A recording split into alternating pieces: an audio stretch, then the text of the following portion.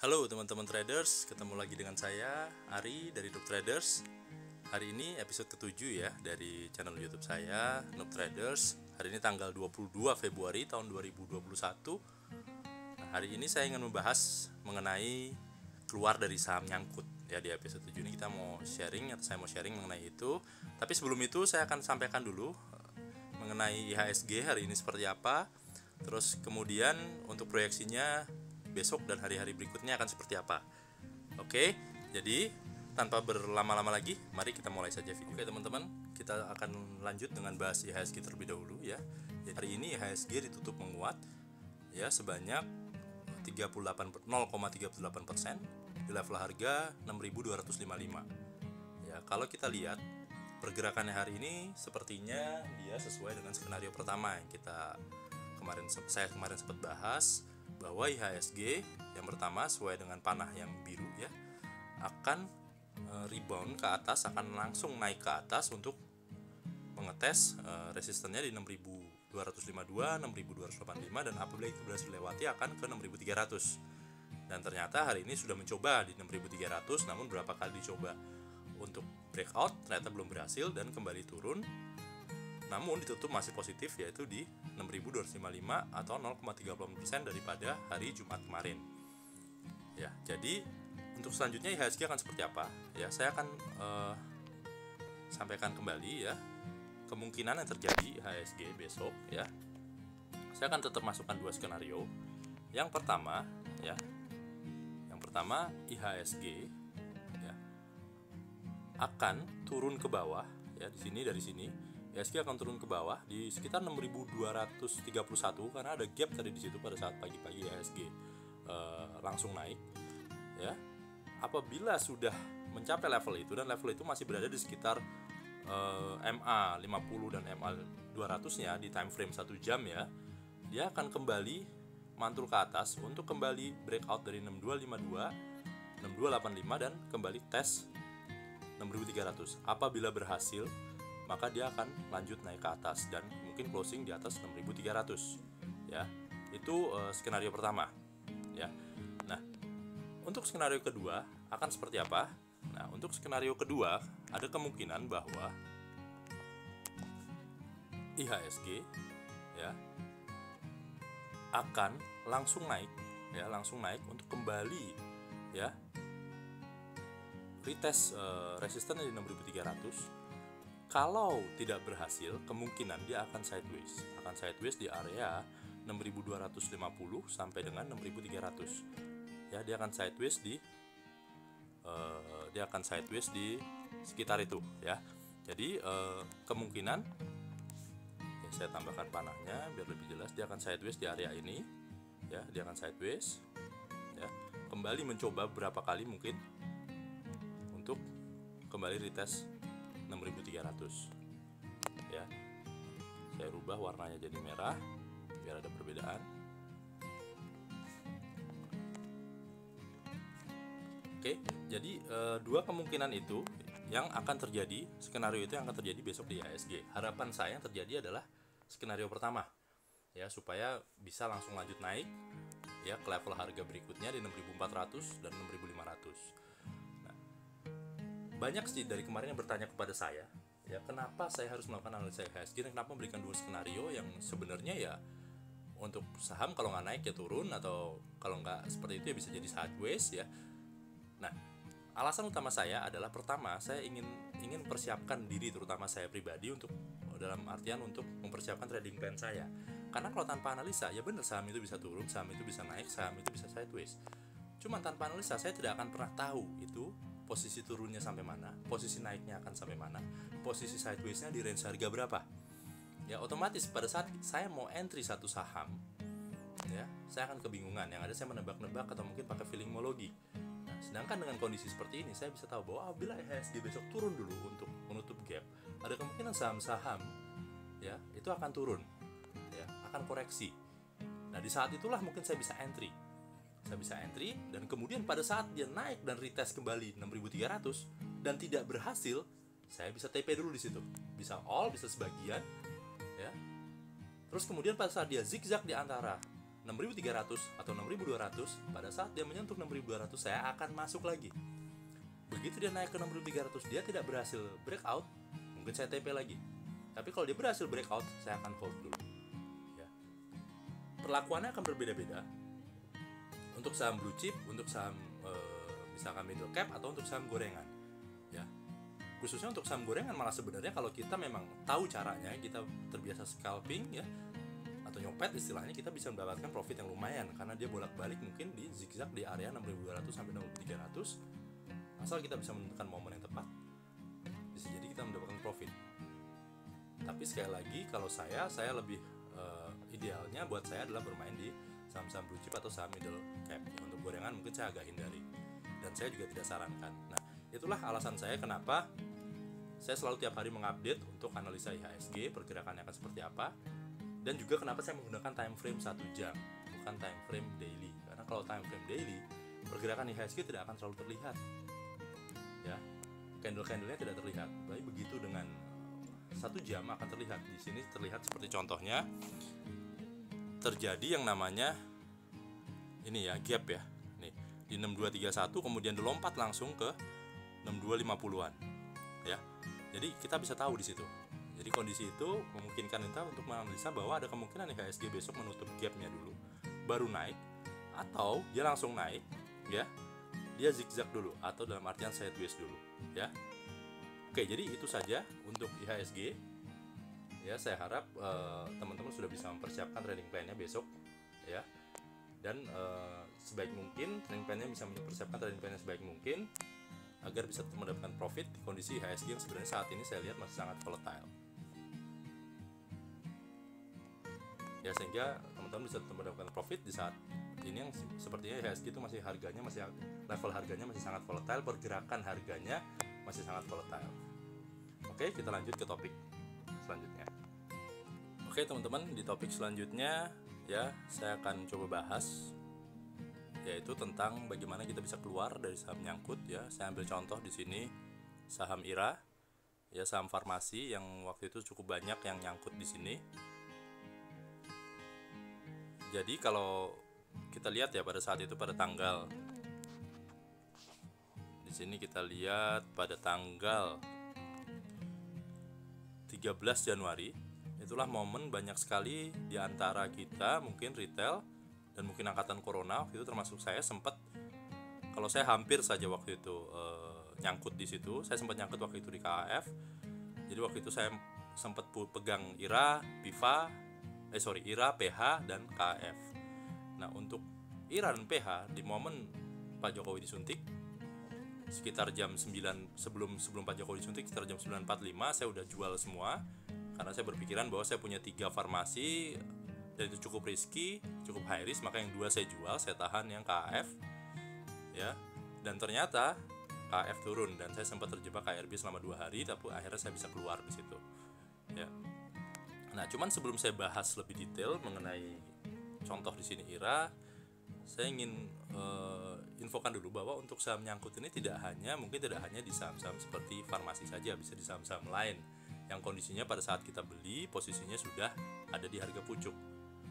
Nah, makanya untuk kondisi kita bisa exit di saham nyangkut sebenarnya saya bagi 3 ya. Pertama adalah saham-saham yang posisinya atau levelnya ada saham-saham blue chip, dimana kalau itu saham blue chip biasanya saya akan hold dulu ya, karena pergerakannya, karena volatilitas harganya itu tidak terlalu luar biasa seperti saham-saham yang non blue chip ya. Jadi mungkin saya bisa hold atau saya bisa average down ya. Tapi kalau untuk saham-saham mulai dari middle cap ya ke bawah, nah itu saya harus mempertimbangkan. Misalkan kalau middle cap mungkin saya bisa pasang cut loss ya, bisa 50% dulu mungkin ya. Atau kalau sudah sangat dalam mungkin saya berani average down, tapi dengan kondisi saya analisa terlebih dahulu apakah ada kemungkinan pantulan di situ, ada kemungkinan dia rebound ya di support tertentu. Apabila sudah mendekati support dan kebetulan saya belum cut loss ya, mungkin saya akan coba average down karena saya akan analisa di situ ada kemungkinan dia untuk rebound.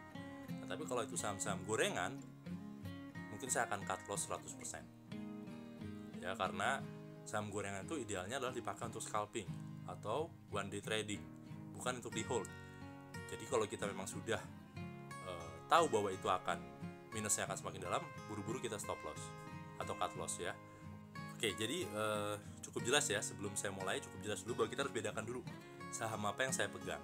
Ya, seperti contoh waktu itu saya sempat pegang BMRI dan dia sempat ARB ya waktu itu ya, tapi saya nggak cut loss. Saya biarkan saja.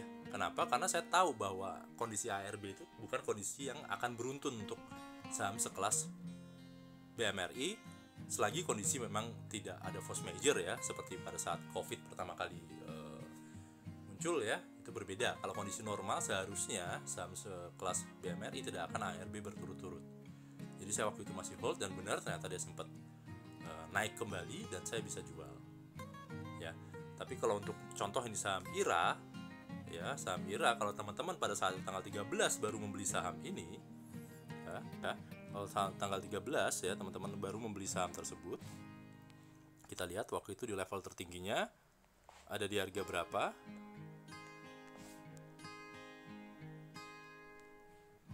Ya, ini di sekitar harga 4.000 ya. Coba kita lihat, kurang nggak kelihatan. 4.390 ya, di harga tersebut teman-teman baru entry dan ternyata langsung dibanting ARB berhari-hari. Apa yang harus dilakukan ya? Jadi kalau saya biasanya kalau kondisinya seperti ini dan saya tahu bahwa memang ini saham beresiko tinggi ya, saya akan menyiapkan plan ya, tentunya dengan analisa. Misalkan dengan kondisi sudah tahu kita sudah tahu bahwa ini besoknya sudah ARB, kita tahu bahwa kemungkinan besar akan di ARB kan kembali. Nah, sebenarnya kita bisa coba tarik garis Fibo. Ya, garis Fibo tujuannya untuk kita tahu kira-kira ada kemungkinan nggak kita exit ya sebelum semakin dalam. Ya, kita coba dulu. Ya, dari kenaikan terakhirnya kita lihat kemungkinan dia akan turun sampai sebatas apa. Kalau kita lihat seperti ini ya, kita bisa lihat bahwa sebelumnya yang ini candle ini yang atas ini ya, candle ini baru terjadi satu di sini, yang candle ini belum terjadi. Nah, kita harus prediksi apakah akan kemungkinan ada pantulan. Nah, biasanya di Fibo itu akan ada pantulan, itu biasanya dari 38,2, 50, 61 ya, atau 78 ya. Paling sering biasanya di 61 ya. Nah, dengan kondisi seperti ini kita bisa lihat bahwa sempat ada pantulan di sini, yaitu sebelum menyentuh 618, yaitu di level harga 62 di level harga 2250 ya. Nah, apabila teman-teman sudah terlanjur waktu itu terkena ARB dan tidak bisa exit, maka teman-teman harus perhatikan di level harga ini akan terjadi pantulan dan teman-teman mungkin bisa exit. Itu yang pertama. Kalau teman-teman masih yakin teman-teman mau hold, itu bisa seperti itu ya. Atau ternyata teman-teman juga belum ngeh juga sampai akhirnya udah naik, teman-teman nggak ngeh juga, tetap akhirnya kena ARB lagi. Nah, teman-teman bisa pantau lagi di 78,6 dan kebetulan waktu itu di posisi MA50 ya. Ini ada crossing dengan MA50 dan itu biasanya cukup kuat dan ternyata benar dia mantul di sini ya, sampai dia coba recover kembali, sampai dia naik kembali sampai dengan level 50 Fibo 50 di 2660 ya. Jadi tujuan kita menggunakan analisa adalah kita untuk memprediksi kira-kira kapan kita bisa keluar ya, dengan kondisi kita masih coba hold saham tersebut ya. Cuman waktu itu waktu di KAF pada saat ARB kedua saya sudah niatkan untuk out ya. Kenapa? Karena saya berpikir bahwa saya tahu ini high risk, maka saya niatkan untuk out. Cara saya out gimana? Jadi dari malam saya coba hitung ya, perkiraan besok ARB itu dia ada di angka berapa ya. Jadi di malamnya, misalkan ini di tanggal 14, di tanggal 14 malam saya sudah perkirakan ARB besok berapa ya. Jadi harga terakhir dikurang 6,9%, plus minusnya kita sesuaikan dengan fraksi harganya, kira-kira akan ada di level berapa. Nah, kalau IRA pada saat itu ada di level 2990 ya. Jadi 2990 kita pasang dari malamnya. Jadi malam kita pasang auto set untuk jual, untuk sell ya, sesuaikan dengan sekuritas masing-masing ya. Kita set di situ untuk jual besok di harga 2990. Dan alhamdulillah pada saat itu saya di KAF pagi hari langsung terjual. Ya, jadi hari kedua waktu itu penurunan, saya waktu itu ngambil di harga tertinggi juga KAF ya. Dan alhamdulillah saya bisa keluar dengan minus yang tidak terlalu dalam. Ya, tapi mungkin kalau teman-teman pada saat itu belum tahu hal ini dan belum melakukan analisa, dan mungkin teman-teman juga baru entry, ya teman-teman masih bingung, teman-teman hanya bisa menunggu kenapa ini saham tidak bisa dijual. Itu yang banyak terjadi itu. Banyak terjadi, teman-teman tuh nggak tahu. Teman-teman bahkan bertanya ke orang-orang yang mungkin ada yang bisa membantu, ada juga yang sama-sama mungkin tidak tahu juga, yang bingung juga kenapa kok saham saya tidak bisa dijual. Mungkin teman-teman belum familiar dengan istilah ARB. Ya, jadi akhirnya teman-teman terbawa turun terus, bahkan di saat ada pantulan di sini pun teman-teman nggak ngeh, turun terus sampai akhirnya level ini teman-teman baru cut loss. Padahal ya, kalau teman-teman waktu itu analisa, teman-teman masih punya paling tidak punya prediksi bahwa ada kemungkinan ya pantulan-pantulan di level-level Fibo tertentu, dan apalagi di sini dia ada crossing dengan MA50. Ya. Jadi itulah gunanya analisa, teman-teman. Ya. Jadi kita tahu bahwa kemungkinan hal-hal seperti ini tuh bisa kita hindari dengan analisa. Ya, jadi saya harap ini sharing singkat saya ini, yang mungkin saya nggak mau terlalu panjang. Intinya sudah menginformasikan secara praktikal apa yang harus dilakukan. Saya nggak akan banyak bicara teori, tapi secara praktikal apa yang harus dilakukan pada saat kita nyangkut di suatu saham. Jangan pernah takut untuk stop loss, jangan pernah takut untuk cut loss apabila sebelumnya teman-teman sudah melakukan analisa. Memang kalau teman-teman belum melakukan analisa, yang pasti teman-teman akan kebingungan. Dan begitu semakin dalam, teman-teman semakin takut, malah teman-teman baru cut loss. Ya. Itulah yang harus dihindari ya sebenarnya. Jadi tidak perlu teman-teman tanyakan lagi, ini saya nyangkut di saham ini, tanya ke orang saya harus gimana. Ya. At least teman-teman lakukan dulu analisa, teman-teman sudah lakukan analisa, teman-teman sudah tahu kira-kira akan ada pantulan, akan sampai di titik support yang mana. Biasanya saham kalau sudah mencapai di satu titik support tertentu yang cukup kuat, kemungkinan akan ada pantulan. Dan disitulah teman-teman mungkin bisa reconfirm ke teman-teman yang lain yang juga ngerti analisa juga. Kalau pandangannya ternyata sama, ya ada kemungkinan di situ mungkin mantul. Ya, kita bicara secara teknikal. Kalau realitanya belum tentu akan sama dengan teknikal, tapi paling tidak kita sudah prepare di situ. Dibandingkan kita tidak tahu sama sekali, justru kita cut loss di saat posisi terdalam, minus terbesar, dan habis cut loss dia naik, kita akan nyesel setengah mati, ya. Jadi itulah tujuan saya sharing di sini, untuk menghindari hal itu semua, supaya teman-teman yang saat ini masih nyangkut sudah mulai bisa berpikir. Tentukan dulu saham yang teman-teman pegang di saham apa. Kalau blue chip mungkin masih bisa di hold atau average down. Middle cap mulai berpikir untuk cut loss 50%. Tapi kalau sudah terlalu dalam, teman-teman harus berpikir kira-kira ini ada pantulan nggak. Kalau misalnya ada pantulan, teman-teman juga bisa average down. Tapi kalau ternyata kemungkinan ini tidak ada pantulan, bahkan lebih parah, ya bahkan sudah breakdown dari level terendahnya, sudah lebih breakdown lagi, ya teman-teman harus memikirkan kira-kira ada kemungkinan tidak untuk sebagian dulu di cut loss. Ya, kalau saham gorengan, ya kalau menurut saya saham gorengan harusnya begitu minus 5% langsung buang.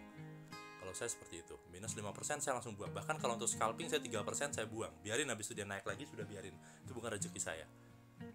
Karena kita harus main cepat kalau saham gorengan, ya. Jadi itu dulu dari saya. Ya, terima kasih teman-teman sudah meluangkan waktu untuk menonton video saya. Ya, mohon bantuan untuk support video saya dengan subscribe, like, komen, dan share bila teman-teman berkenan. Sampai bertemu di video saya berikutnya. Terima kasih sekali lagi.